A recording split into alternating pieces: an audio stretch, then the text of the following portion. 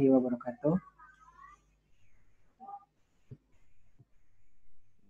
Waalaikumsalam warahmatullahi wabarakatuh. Alhamdulillahirrahmanirrahim. Assalatu wassalamu ala rasulillah sayyidina Muhammad ibn Abdullah. Terima kasih kepada rekan-rekan, kawan-kawan mahasiswa yang sudah hadir di pertemuan daring atau online ini. Sudah ada 16 orang mahasiswa dan masih kita tunggu kawan-kawan kita yang lain. Karena sudah jam 9 saya harus mulai ya. Karena nanti mungkin ada yang harus kuliah di sesi berikutnya. Baik, 2 pekan terakhir atau 3 pekan terakhir ya, kita sudah melihat materi-materi yang kaitannya dengan computer vision ya. Jadi memang di kurikulum atau di SAP mata kuliah pemrograman robotika ini harus memberikan juga materi tentang kaitannya computer vision atau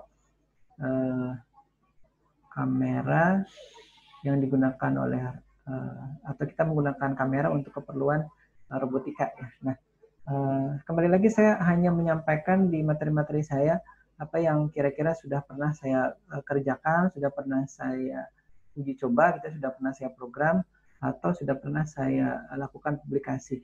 Nah, termasuk juga dengan yang hari ini, materi hari ini, kami sudah pernah melakukan publikasi kaitannya dengan proses kalibrasi kamera stereo. Mungkin kalau nanti penasaran di Google Scholar-nya saya itu bisa dilihat gitu ya. Mana penelitian saya yang kaitannya dengan proses mengalibrasi kamera gitu. Jadi nanti bisa dilihat di Scholar, kemudian Scholar Google ya. Nanti diketik nama saya di situ, kemudian dicari penelitian-penelitiannya yang kaitannya dengan ini. Mudah-mudahan bisa dilihat nanti. Sehingga saya linknya masih hidup itu. Waktu itu seminar nasional di Politeknik Negeri Banjarmasin. Bentar ya.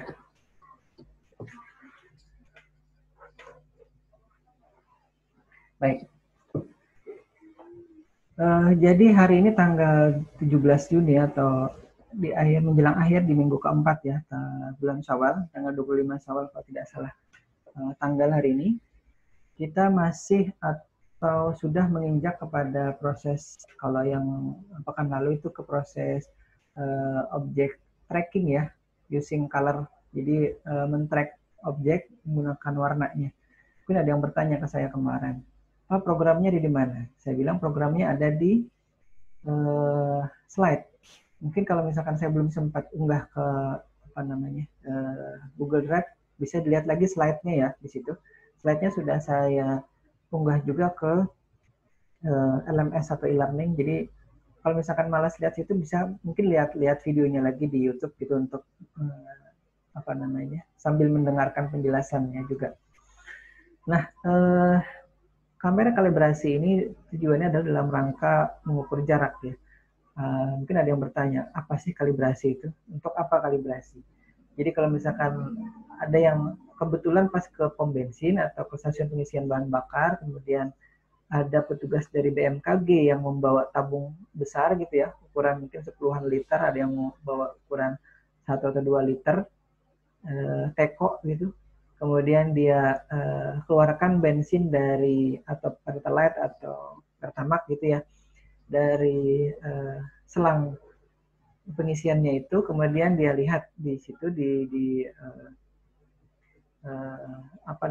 ya, kayak tabung tera gitu ya, untuk menera, untuk mengukur. Nah, itu adalah yang dilakukan oleh BMKG dalam rangka mengalibrasi dan memastikan bahwa pengukuran yang dilakukan oleh mesin untuk bahan bakar jumlahnya seliter, kemudian 5 liter, misalkan 10 liter, itu benar-benar ukuran yang tepat gitu. Mungkin toleransinya kecil gitu ya kesalahannya, hanya 0,0001 misalkan liter, jadi 1 liter. Nah, jadi kalau misalkan sudah dipastikan benar, biasanya mereka sudah atau akan menempelkan di mesin pom bensinnya, mesin pompanya itu, bahwa mesin ini sudah ditera atau sudah diuji oleh pihak BMKG seperti itu. Nah, itu yang dimaksud dengan kamera, tadi kalibrasi ya. Nah, kalau misalkan juga BMKG itu ke pasar-pasar tradisional ya, biasanya mereka juga memastikan bahwa timbangan-timbangan yang digunakan oleh para pedagang itu benar-benar mengukur berat makanan atau itu bahan-bahan keperluan di pasar itu dengan benar gitu ya. Tapi kadang-kadang memang proses itu tidak dilakukan secara periodik ya. Jadi hanya sekali aja dalam setahun, misalkan, bahkan juga jarang, bahkan bertahun-tahun baru dilakukan kalibrasi lagi. Nah, begitu pula dengan kamera stereo ya. Saya langsung ke kamera stereo, tapi sebenarnya nanti di dalamnya ada kamera mononya juga, kamera tunggalnya juga. Jadi di kamera stereo ini, untuk nanti dia bisa digunakan sebagai pengukur jarak objek, seperti yang saya sampaikan sebelumnya ya, mungkin ada yang lihat video di YouTube atau ikut seminar tanggal 11 kemarin, maka sebelum itu digunakan untuk mengukur jarak objek, kamera itu harus dikalibrasi dulu. Jadi kalau misalkan juga kawan-kawan yang dari SMK Telkom biasa menggunakan alat ukur, entah itu multimeter ya, ada ampermeter atau voltmeter atau ohmmeter, maka sebelum digunakan biasanya harus dikalibrasi dulu. Entah itu memastikan jarumnya itu berada posisi 0, atau kalau ohmmeter jarum itu harus berada di posisi paling kanan, itu kalau ohmmeter ya. Tapi kalau misalkan voltmeter atau ampermeter, itu jarumnya harus dipastikan berada pada posisi kiri dan berada pada menunjukkan angka 0. Nah, itu yang namanya kalibrasi.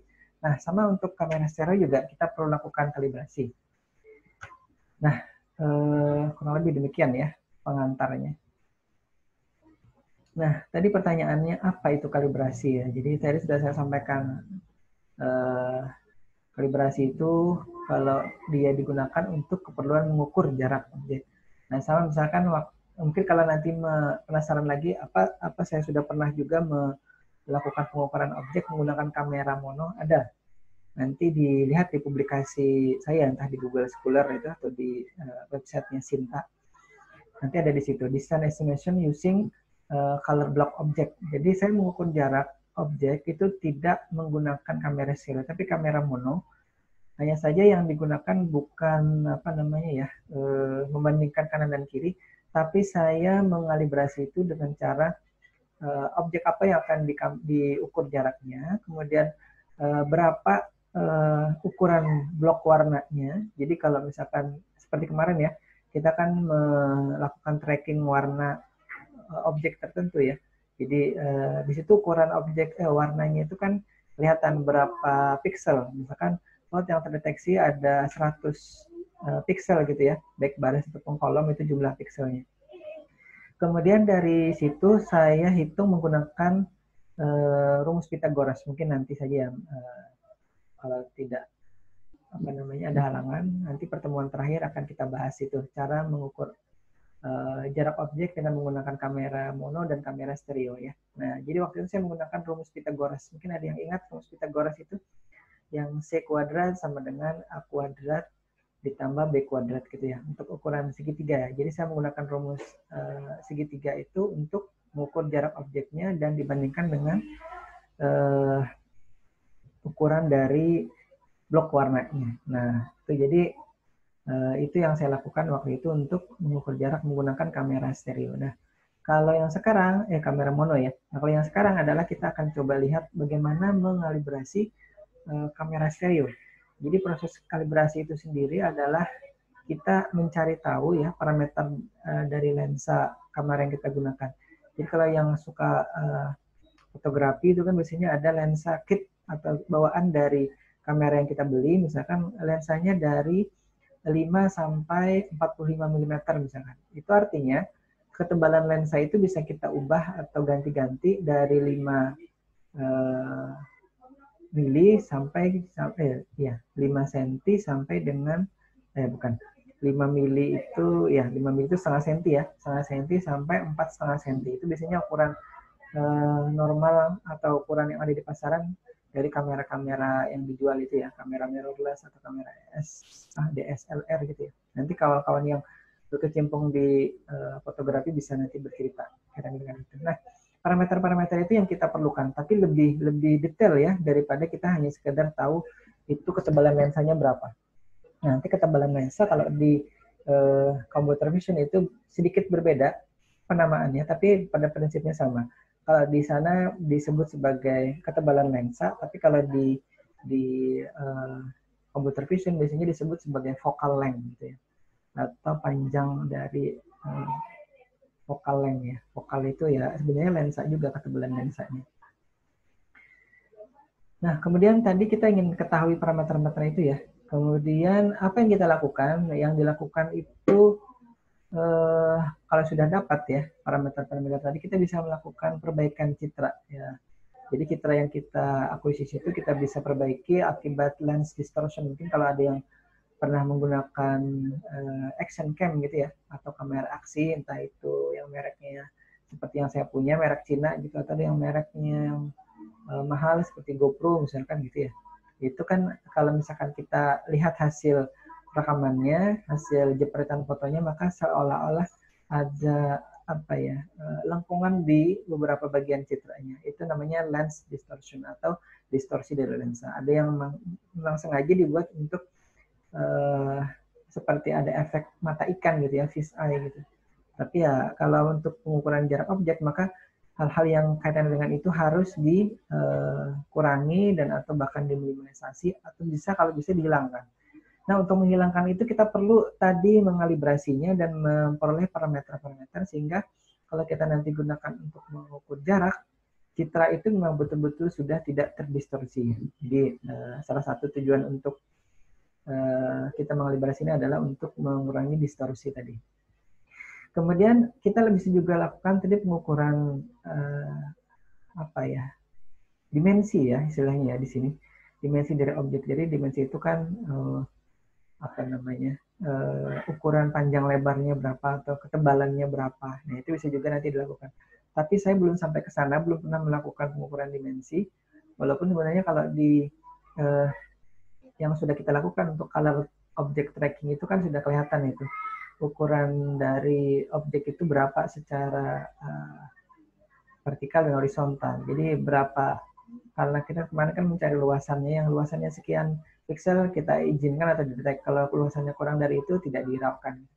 Nah, itu juga sebenarnya yang kaitannya dengan pengukuran dimensi dari objek ya. Kemudian juga jarak yang kita nanti bisa ukur. Nah, kita akan fokus nanti ke pengukuran jaraknya ya. Tapi tidak hari ini. Kita hari ini hanya melihat proses kalibrasi dari kameranya dulu.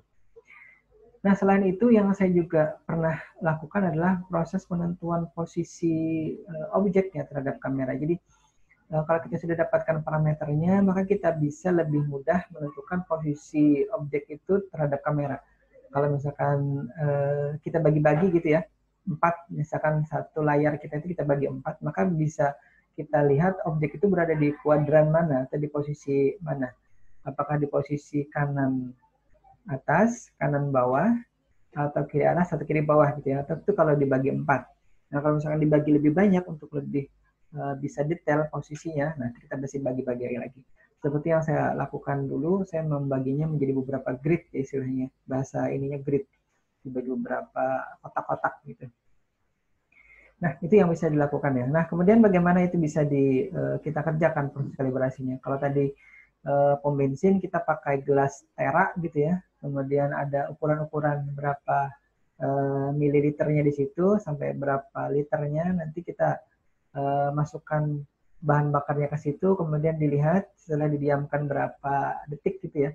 Apakah masih 1 liter, apakah berkurang menjadi 0,5 liter gitu ya. Setelah 10 detik dari 1 liter hanya tersisa setengah liter. Nah itu bahaya, itu pom bensinnya bisa ditutup kalau seperti itu ya. Nah, kalau untuk kamera itu ada tools sebenarnya yang digunakan, tapi kita tidak tahu ya apa yang kita bisa gunakan ya toolsnya. Jadi kalau misalkan ada yang nanti penasaran cari di internet kamera calibration tools gitu ya, nanti aja ketik aja di Google, nanti akan banyak sekali metode, cara atau tools yang diberikan secara gratis ataupun mungkin berbayar ya di internet. Tapi kalau menurut pengalaman saya tidak semuanya bisa digunakan. Dalam artian saya tidak bisa memahami keseluruhan apa yang ada ditawarkan di sana. Jadi waktu itu saya download beberapa, kemudian saya coba, oh ini ternyata tidak bisa. Saya coba lagi satu, oh ini ternyata tidak bisa. Jadi tidak semuanya bisa kita gunakan ya, terutama saya karena memang keterbatasan dari saya dalam memahami apa yang orang sampaikan di tulisan atau di petunjuknya mereka. Jadi sangat terbatas kalau saya. Jadi waktu itu saya menemukan yang menurut saya mudah atau bisa digunakan, dan sampai terakhir saya gunakan tools ini ya. Tools ini dari namanya Calibration Toolbox dari Zan Ips Bucket ya. Saya mohon maaf kalau penyebutannya tidak fasih karena ini bahasa orang Prancis atau bahasa orang mana ya. Agak sulit, tapi saya nyebutnya biasanya hanya bucketnya aja. Bucket. Jadi tahun 2015 ini saya temukan kurang lebih ya 2015 atau 2016 tools ini. Jadi tools ini yang sangat apa ya, powerful istilahnya kalau menurut saya. Jadi kalau misalkan nanti ada yang mau lihat dan pakai lagi, itu bisa di-download dari sini ya. Dan kalau tidak salah itu sudah ada yang versi terbaru, karena yang versi yang 2015 ini sudah cukup lama. Jadi sudah ada perbaikan-perbaikan. Saya belum coba yang baru karena memang keperluan saya dan proses kalibrasi saya sudah selesai. Mungkin kalau saya nanti akan saya gunakan untuk kamera yang lain, saya bisa jadi akan menggunakan tools yang baru. Kalau misalkan nanti ada yang mau, silahkan ya di-download dari situ. Nah, kemudian perangkat apa yang saya gunakan untuk proses kalibrasinya, atau nanti yang kita gunakan untuk proses kalibrasi. Jadi tidak asal perangkat ya, karena tadi yang kita inginkan adalah mengalibrasi kamera, maka kamera stereo ya, maka kamera stereo pula yang kita sediakan. Ya, otomatis seperti itu ya. Masa kita ingin mengalibrasi kamera terus yang kita sediakan misalkan tadi bensinnya misalkan, tidak ya. Jadi kameranya yang kita ingin kalibrasi, maka kita sediakan kameranya. Nah, kali ini yang saya gunakan adalah 3D kamera atau kamera 3 dimensi. Dan kamera 3 dimensi ini sebenarnya bisa digunakan untuk proses chat 3D ya, tapi tidak semua aplikasi chat itu yang bisa, kalau tidak salah mungkin sekelasnya Skype atau yang lain itu ya, yang memungkinkan kita menggunakan kamera stereo.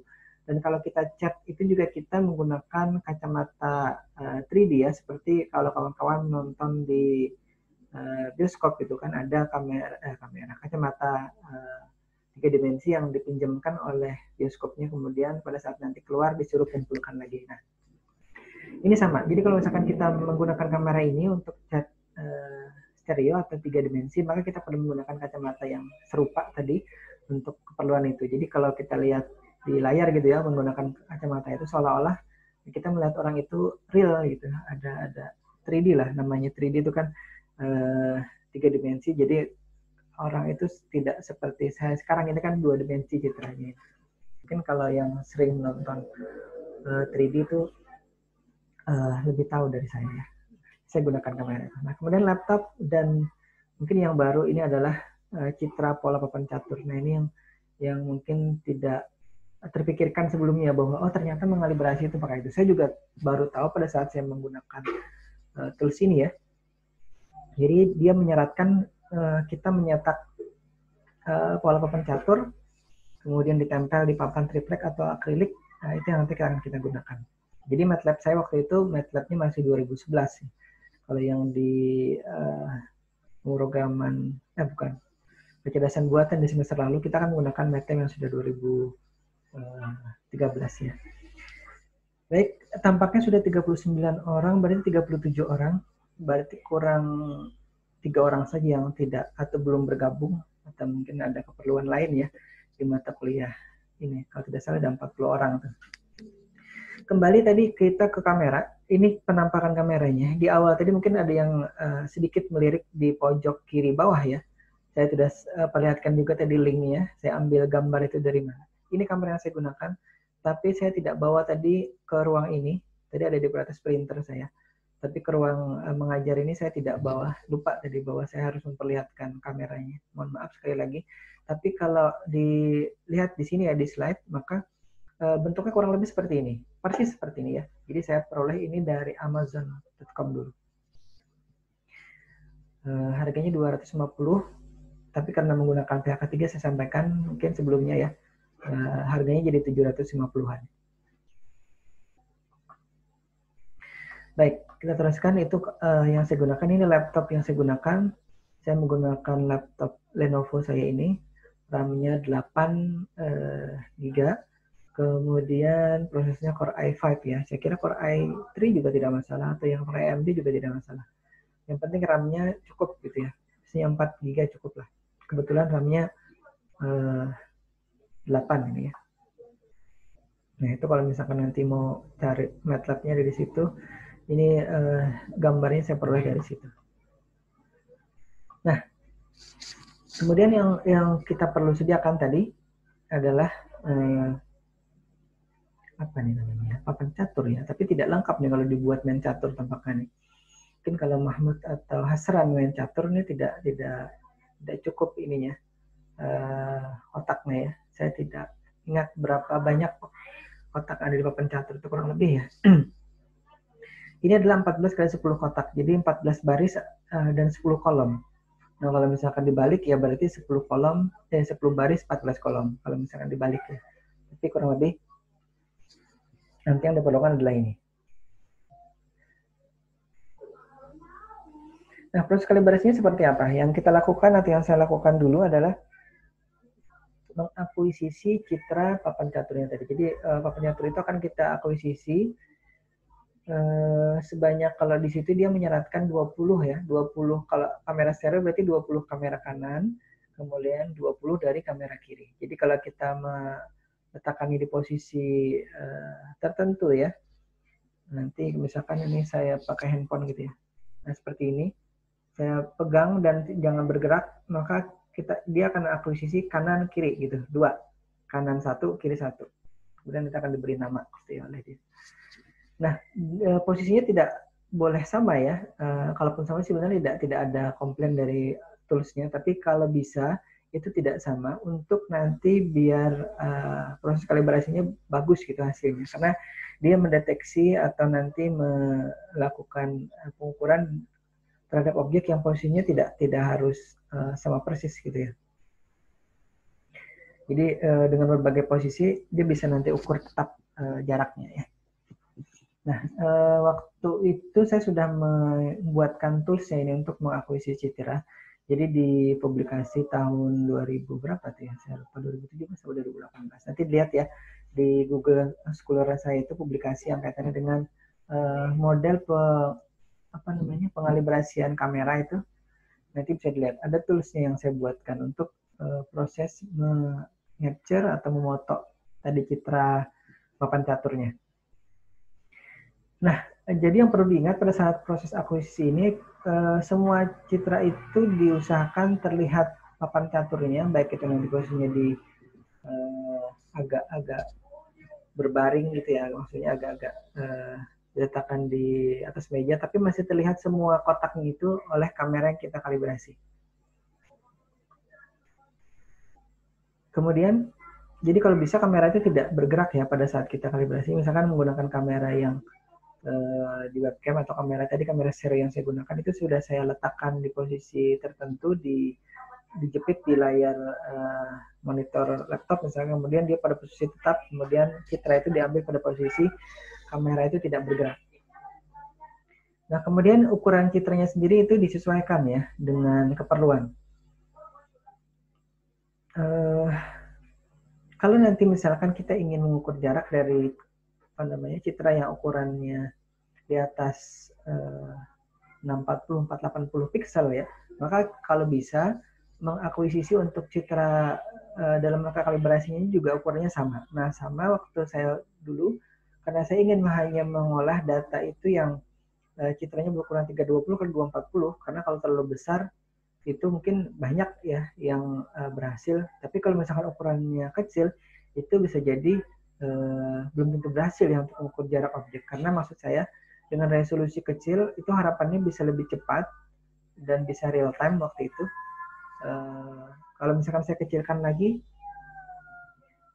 bisa tinggal di resize saja nanti. Tapi pada saat kita mengakuisisi itu prosesnya sudah cepat proses seperti itu. Kalau misalkan saya ubah jadi 1024 x 768 itu bisa saja kameranya masih sanggup untuk capture atau mengakuisisi citra yang ukurannya sekian, tapi karena memang keperluannya tadi hanya kecil sekian 320 x 240, maka saya setting seperti itu ya. Nah, kemudian nama filenya itu memang minta misalkan nanti saya beri nama di sini catur kanan, kemudian underscore 1 TIF ya, citranya itu disimpan dalam bentuk file tidak JPEG, tidak BMP, tidak PNG, tapi TIF. Karena ini yang paling bagus waktu itu untuk keperluan kalibrasi ya. Jadi resolusinya masih terjaga, kemudian kecepatan bacanya juga lebih baik daripada kalau menggunakan BMP, apalagi yang ukuran citranya besar. Kalau TIF ini relatif lebih kecil. Nah, jadi saya simpan catur kanan itu citranya ada 20, catur kiri juga ada 20. Nah, kemudian bagaimana mengkalibrasinya? Yang pertama itu pastinya kita sudah unduh atau download ya toolbox-nya tadi dari websitenya. Itu ada di sini, websitenya sudah saya berikan, nanti bisa di download sendiri ya. Kemudian yang kita lakukan adalah mengopikan foldernya tadi atau ya folder toolbox-nya ini ke folder toolbox-nya MATLAB. Nah, itu yang kita perlu cari, dan saya juga harus ekstra mencarinya di Windows Explorer. Kira-kira folder toolbox MATLAB itu ada di posisi mana ya, dan kita kopikan di situ. Jadi tidak ada instalasi, kita hanya cukup mengopikannya saja ya di situ. Kalau nanti proses kopian toolbox foldernya itu berhasil, maka pada saat kita klik atau ketik ya, klik di command Windows di MATLAB-nya, maka kita akan peroleh Windows yang tampil seperti ini. Kamera calibration toolbox ya. Kemudian pilih salah satu yang mau dilakukan apa. Kita akan melakukan proses yang standar atau memori efisien. Jadi kalau yang standar itu semua citra itu akan di-load atau dibaca gitu ya, dan disimpan ke memori. Nah, ini yang perlu memori cukup banyak waktu itu. Tapi kalau yang mau yang lebih efisien itu dibikin atau di-load-nya satu-satu dan dibaca satu-satu. Ini agak lama, tapi mungkin kalau yang kebetulan memori atau RAM-nya kecil itu bisa menggunakan yang model 2 ini ya. Tapi saya kebetulan menggunakan model standar ini karena lebih cepat prosesnya. Nah, kurang lebih kalau di klik tadi yang memori standar, menu standar tadi, maka munculnya seperti ini. Ini agak bergeser ini. Nah, ini adalah tampilan dari Windows Camera Calibration standar ya. Nah, ini tadi saya perbesar atau kita zoom bagian yang ininya saja. Kemudian kita yang pertama itu tadi sekali lagi kita diminta menuliskan nama citranya. Tadi sudah saya sampaikan, kita akan memberi namanya catur kanan underscore 1, catur kiri underscore 1 gitu ya. Kalau misalkan ini tadi yang diminta kita menuliskan namanya saja. Nanti menulisi 1, 2, 3-nya itu otomatis oleh toolbox-nya ya. Jadi kita cukup menuliskan catur kanan underscore sudah, catur kiri underscore sudah. Nah, kemudian setelah kita tentukan namanya atau pola namanya, kita akan membaca citranya. Jadi kita akan coba baca dan hasilnya kurang lebih seperti ini ya. Saya tidak bisa demokan langsung karena memang waktu kita terbatas. Jadi nanti kalau di klasikal dulu kan prosesnya kita bisa demokan langsung gitu. Tapi kalau yang sekarang karena waktunya terbatas, otomatis saya hanya sampaikan saja. Ini contoh dari hasil akuisisi citra kanan atau citra kiri ya. Kurang lebih seperti ini, ada 20 citranya. Jadi ini ada posisinya berbeda-beda. Kalau dilihat itu ya, ada yang mungkin lebih miring ke belakang, ada yang agak rata, kemudian ada yang agak pas di tengah-tengah gitu, ada yang agak miring lagi, tapi agak dekat. Ini yang agak di posisi horizontal dan seterusnya. Ini ada 20. Ini agak dekat lagi nih, paling pojok kanan sini ya. Kemudian tadi dia sebentar.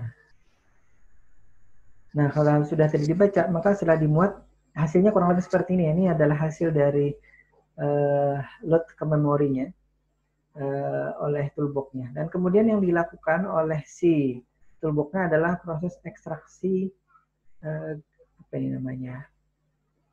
Kalau kita bahasa awam kan itu apa ya? Pojok-pojok gitu ya, pojok-pojok dari kotak-kotak papan caturnya ini. Kalau istilah di sini namanya extract grid corner gitu ya. Jadi pojok-pojok dari masing-masing kotak caturnya itu akan diekstraksi ya. Tujuannya apa? Itu wallahu alam. Tapi yang pasti memang nanti ada proses untuk menentukan parameter kamera. Jadi saya waktu itu juga tidak mau ambil pusing, ini dia ngapain sih ngambil pojok-pojoknya gitu. Apakah untuk memastikan atau menghitung, bisa jadi ya, dia perlu memastikan bahwa itu jumlah pojoknya ada berapa untuk nanti proses kalibrasi yang dilakukan secara internal dari program atau toolbox-nya ya. Dan proses grid corners extraction-nya ini dilakukan pada semua citra. Jadi 40 citranya itu diekstraksi semua, tidak hanya citra kanan saja atau citra kiri saja, tapi semuanya. Nah, ini beberapa tampilan dari ekstrak corner oleh toolbox-nya. Jadi kalau misalkan citra ini ya, anggap saja ini citra kanan gitu ya. Yang pertama ini dia ekstrak. Lihat di situ ya, yang warnanya ungu atau pink atau merah muda di situ. Mungkin di saya warnanya agak ungu, mata saya melihatnya ungu. Mungkin kalau di rekan-rekan yang lain bisa jadi warnanya tidak ungu. Jadi satu kotak hitam ini ada warna ungu di masing-masing pojoknya. Ini juga sama di kotak hitam atau di kotak putihnya ini ada. Jadi dia deteksi pojok-pojok kotak corner tadi ya. Berikutnya ini juga, ini sama masih tampilan dari extracted cornernya. Jadi ini kalau tadi saya letakkan di atas meja, tapi kameranya masih bisa melihat itu ya. Semua kotaknya. Ini sama juga, semua kotaknya masih bisa terlihat. Kalau kebetulan posisi cahayanya agak terang, nanti yang kurang lebih jadinya seperti ini, agak gelap kurang lebih seperti ini. Tapi kalau pun gelap, dia masih bisa baca, itu masih bagus. Karena kalau nanti dia tidak terbaca, kan ada pesan error di situ ya. Jadi kita tidak perlu khawatir. Kalau ke 40 citranya itu ada salah satu yang tidak terbaca, maka kita harus ulangi lagi dari awal. Dan kita harus akuisisi citranya. Jadi saya pun pada waktu melakukan proses kalibrasi ini tidak cuma sekali ya. Berkali-kali sampai saya yakin bahwa itu sudah benar. Tapi saya simpan ini kalibrasi pertama, kalibrasi kedua, kalibrasi ketiga, yang mana yang paling bagus itu.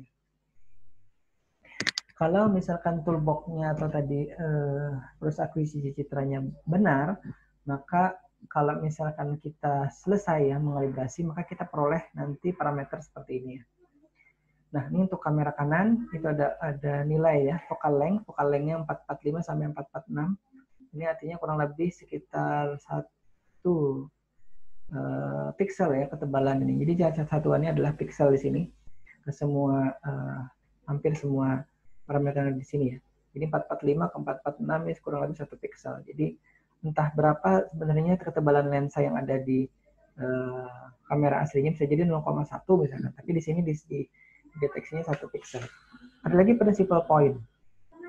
Ya, principal point ini misalnya posisi awalnya itu ada di mana.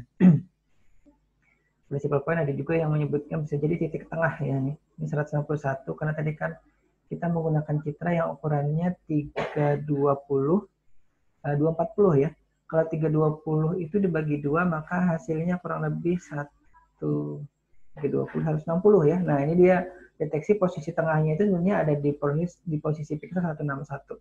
Dan kalau di tadi kolomnya itu kan ada 320 ya. Secara vertikal maka 240 ya, maka kalau dibagi 2 240 adalah 120 yang kurang lebih gitu ya. Posisi titik tengahnya ini dia sudah deteksi ini. Jadi kita tidak menyeting ini, tapi secara otomatis toolbox-nya sudah mendapatkan hasil kurang lebih demikian ya.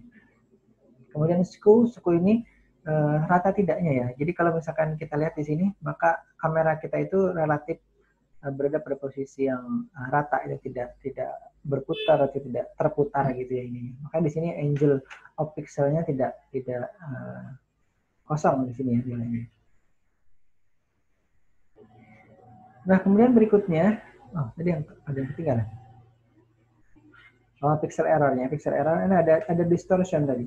Distortion tadi adalah kalau misalkan dia menemukan beberapa parameter yang membuat kamera itu seperti misalkan ada lengkungan-lengkungan, ada lekukan-lekukan. Nah, ini adalah parameter-parameter yang dia dapatkan untuk nanti kita bisa gunakan sebagai bahan. Kita akan putarkah, kita akan geserkah, kita akan lakukan apa, itu ada di sini parameternya. Kemudian pixel error-nya kurang lebih sekian. Nanti sementara kalau pixel error itu kita tidak gunakan nanti di proses berikutnya ya. Nah, ini untuk kamera, tadi kamera kanan, ini kamera kiri berarti. mungkin tidak lengkap muncul di sini ya, harusnya FC kemudian underscore live gitu. Nah, sama ya tadi ya, kurang lebih. Kalau di sini ketebalan lensa juga kurang lebih 1 atau bahkan lebih ya, lebih dari 1 pixel, tapi dia deteksinya kurang lebih seperti itu. Bisa jadi pada waktu ini saya ubah-ubah apa namanya nilai fokusnya atau fokusnya saya putar-putar sehingga nilainya ini tidak sama. Tapi dengan begitu kita tahu persis ya dari ini, karena bukan kita yang menentukan nilai focal length-nya, tapi adalah hasil kalibrasinya sendiri. Principal point-nya di 160 ini berada pada posisi titik 170 dan 108. Kalau tadi kan agak bagus tuh, jadi di 160 dan 120 ya. Kalau ini 170, jadi agak-agak bergeser nih. Nanti ini akan dilakukan bergeseran oleh softwarenya nanti. Kemudian ada distorsi, kemudian ada errornya juga di sini, sama seperti tadi ya. Kita teruskan. Nah, hasil kalibrasinya yang bagian kanan, kamera kanan itu akan disimpan di Calip Result bagian kanan, kemudian yang kiri juga disimpan dengan Calip Result underscore mat. Anda sudah tidak asing lagi ya dengan file mat ini. Mungkin si Amar atau Hasran atau Mahmud ini sudah biasa. Calip Result right mat itu artinya hasil yang sudah, kalau di kemarin ya di JST atau di NN, itu hasil pelatihan yang sudah kita lakukan, itu kita simpan untuk nanti kita bisa gunakan lagi. Ini pun akan kita gunakan lagi file hasil kalibrasi kanan dan kirinya untuk proses kalibrasi kamera stereo ya. Nah, ini dia proses kalibrasi kamera stereonya, kita menggunakan stereo GUI-nya ini ya. Kita tinggal panggil, nanti munculnya kurang lebih seperti ini. Sebelum kita nanti run, maka kita perlu lakukan proses ngelut. Nah, ini tadi yang saya sampaikan, kita gunakan lagi hasil kalibrasi yang tadi kita sudah load ya, kanan dan kirinya ke toolbox ini. Load left and right calibration files. Kita load, kemudian barulah kita running ya, atau kita jalankan. Setelah kita jalankan, kita akan dapatkan lagi parameter seperti ini ya, beda dengan yang tadi. Bukan beda, ini sama. Ini yang intrinsic, bentar. Ini intrinsic parameter ya, maksudnya parameter internal tadi yang sudah kita load, dia akan perlihatkan. Ini loh yang tadi di load untuk kamera kiri ya, kamera kiri 448, 449 ini. Dan tadi posisi principal point-nya yang tadi kita sudah simpan itu kita load ke sini, dan dia munculkan lagi untuk memastikan bahwa itu sudah terload gitu, atau termuat ke sini. Dan ini yang bagian kanan 445, 446. Nah, berikutnya kita akan peroleh ini, extrinsic parameter. Ini yang penting ini, karena nanti untuk bisa digunakan untuk mengukur jarak objek, maka posisi dari objek yang tertangkap oleh kamera itu harus diluruskan dulu ya. Caranya kita melakukan rotasi, ini ada rotation vektornya. Vektornya itu di dalam biasanya 3 sumbu ya, kanan X, Y, Z ini. Ini mungkin X-nya minus 0,004, kemudian Y-nya 0,0045, dan seterusnya Z-nya 0,00249 ini. Kemudian ini diputar nih, translation factor juga terhadap sumbu X, terhadap sumbu Y, dan terhadap sumbu Z. Jadi ini adalah parameter-parameter yang digunakan untuk melakukan rotasi dan juga translasi citra. Jadi citra-citra yang nanti diperoleh itu harus dilakukan proses ini dulu. Nah, kemudian kita simpan. Jadi kalau tadi sudah nyimpan kanan, kiri, di load, kanan, kiri, kemudian disimpan yang sterilnya. Nah, dalam bentuk file map juga. Nah, berikutnya kita lakukan adalah proses rektifikasi. Ini proses yang paling krusial kalau menurut saya di proses mengukur jarak objek menggunakan kamera stereo. Ini lama sekali saya juga memperoleh atau menguji cobanya, sehingga akhirnya saya memperoleh citra yang rata. Coba kalau kita perhatikan baik-baik nih ya, antara hasil yang citra di atas dan citra di bawah itu kamera kanan, kamera kiri ya. Tapi antara kamera-kamera kiri itu agak-agak tidak pas gitu ya posisinya. Dalam artian gini, proses rektifikasi itu adalah kalau misalkan ada foto saya nih di layar ini, kemudian diambil oleh 2 kamera kiri dan kanan, maka ada bisa jadi ya ujung rambut yang atas ini itu posisinya di kamera kanan, kamera kiri itu beda secara ini ya, tidak horizontal gitu ininya, posisinya ada yang lebih tinggi, ada yang lebih rendah gitu. Nah, karena itu kita menggunakan parameter yang tadi sudah dihasilkan dari proses sebelumnya, kita akan lakukan rektifikasi namanya. Rektifikasi itu penyamaan posisi horizontal antara titik yang sama di kamera kanan, kamera kiri. Jadi sudah terlihat ya nih ya slide-nya ya. Sudah Pak. Baik, terima kasih. Saya lanjutkan lagi. Dia tadi otomatis kalau saya terputus terus masuk lagi, jadi dia apa namanya termute ya. Baik, selanjutnya ini tadi saya harusnya ke slide yang sebelumnya tadi. Ini tadi. Nah ini tadi ya. Jadi kalau misalkan ini sudah kita dapati si citra kiri yang atas, kita lihat ya sekarang ini ada proses pergeseran yang dilakukan oleh software pada proses rektifikasi ini. Maka tadi yang posisinya seperti ini ya, yang ini yang saya tunjuk.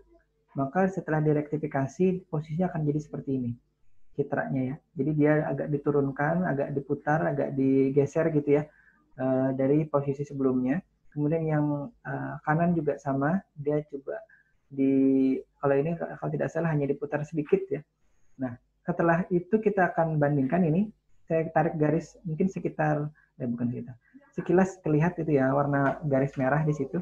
Maka kalau sudah ditarik garis, posisi pojok dari kotak kiri atas dari papan catur ini akan sama posisinya. Begitu pula kalau misalkan kita tarik garis lurus di posisi-posisi yang lain, harusnya sama ya gitu ya antara sebelah kiri dan sebelah kanan. Jadi proses rektifikasi itu secara teknisnya kurang lebih adalah itu yang dilakukan. Jadi kalau tadi sudah saya sebutkan, rektifikasi itu menyamakan posisi horizontal antara titik-titik tertentu dan kalau bisa semua titik gitu ya antara citra kanan dan citra kiri. Jadi cara yang dilakukan oleh software adalah tadi memutar ataupun mentranslasi ya, menggeser gitu citra di kanan atau kiri itu pada posisi tertentu sesuai dengan tadi parameter yang diperoleh setelah melakukan proses kalibrasi kamera stereo. Sebentar ya.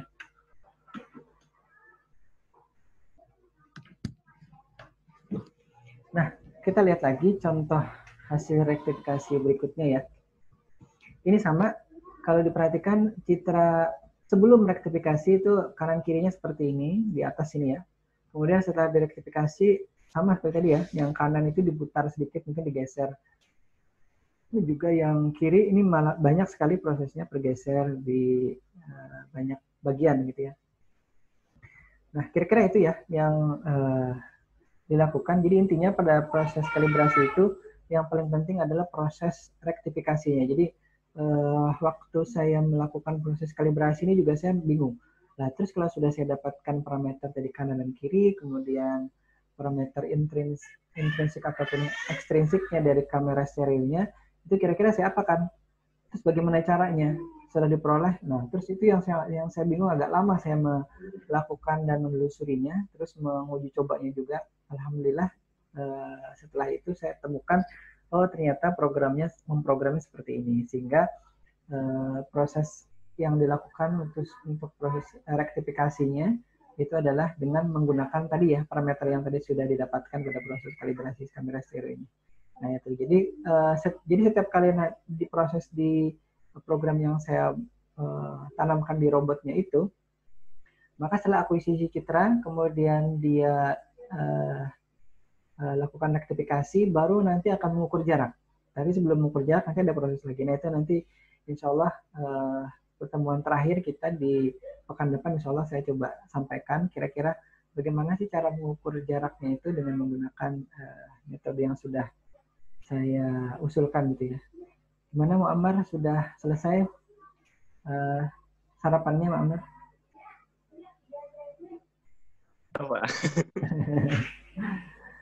Ya sambil sarapan tidak apa-apa ya. Baik, mungkin ada yang didiskusikan atau mungkin ada yang masih belum jelas, silahkan dicoba ditanyakan. Kita masih punya waktu beberapa menit ya. Kurang lebih ini sudah jam berapa ini? Ya, sudah lewat sih sebenarnya, tapi tidak masalah kalau misalkan ada yang mau. Jadi nanti saya coba, insya Allah saya unggah lagi ke YouTube dan seingat saya hampir semua video rekaman hasil pembelajaran kita melewati online ini sudah saya unggah semua ke YouTube ya. Tapi memang tidak semua mungkin menonton kembali ya, karena mungkin sudah bosan dengan penjelasan saya di kelas online seperti ini dan merasa mungkin tidak perlu lagi menonton yang ada di YouTube ya. Tapi ya kalau misalkan masih ada yang perlu, entah itu mengerjakan tugas yang kemarin, silahkan ya, sudah ada mungkin 20-an yang mengumpulkan tugasnya. Jangan lupa itu sebelum ujian mulai ya. Jadi ujian apapun yang pertama itu, misalkan yang pertama ujian mata kuliah apa, nah sebelum itu sudah harus saya terima ini filenya. Sudah terima beberapa, dan mungkin ada 20-an, dan saya memberi nilainya, nanti mungkin ada yang bingung kenapa nilainya tidak sama ya. Saya berdasarkan waktu pengirimannya dan hasil yang dirangkum gitu ya, tulisannya. Baik, kalau tidak ada saya cukupkan dulu. Mudah-mudahan kita panjang umur, sehat walafiat. Insyaallah nanti kita lanjutkan lagi materinya. Kalau nanti yang masih penasaran, kalau sudah saya unggah videonya di YouTube atau masih penasaran, bisa chat ke WA atau ke email gitu ya. Mungkin ada beberapa kawan yang bertanya juga, saya sampai bingung ini siapa ya, karena tidak menyebutkan namanya, tapi saya jawab saja di WA ataupun di email itu. Karena kadang-kadang kan tidak semuanya memperlihatkan fotonya, atau ada foto orang lain yang ada dipasang di itu, jadi kan tidak tahu. Misalkan ini foto Ammar tapi fotonya Mahmud misalkan gitu ya, atau Mahmud fotonya yang lain misalkan, kan saya tidak tahu. Baik, saya cukupkan dulu. Mohon maaf tadi mungkin ada kesalahan teknis sedikit. Kemudian kalau misalkan ada kesalahan dalam penyampaian materi pada hari ini juga saya mohon maaf. Sekali lagi terima kasih sudah bergabung. Saya akhiri, wabillahi taufiq hidayah. Assalamualaikum warahmatullahi wabarakatuh. Waalaikumsalam warahmatullahi wabarakatuh.